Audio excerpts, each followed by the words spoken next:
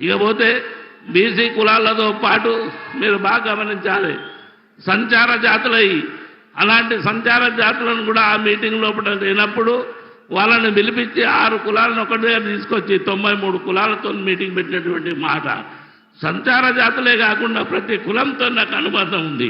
93 కులాల బ్యానర్లు కట్టినట్టు ఏకైక వ్యక్తి కాసాని జ్ఞానేశ్వర ఆ రోజు. కనుక మిత్రులారా, మంచి చేయడానికి మనం ప్రయత్నం చేద్దాం.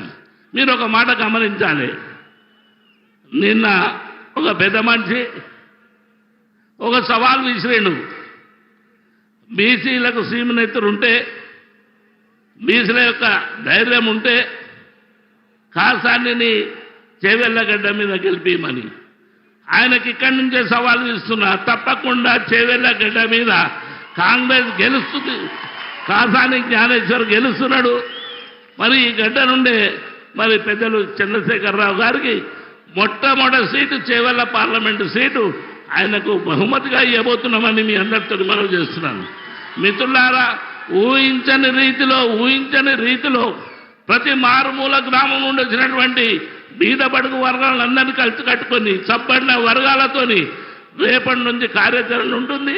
కనుక తప్పకుండా చేవెళ్ళగడ్డ మరి కేసీఆర్కు అడ్డగా మార్చి బీఆర్ఎస్ పార్టీని జెండా ఎగురవేసే ప్రాంతం ఇది. తప్పకుండా మరొక్క మాట మీకు చెప్పాలి, ఇక్కడ సవితా ఇంద్రారెడ్డి గారు పెద్దలు ఎమ్మెల్యేస్ ఓడిన వాళ్ళందరూ కూడా పెద్ద ఎత్తున మీరు బాగా గమనించాలి.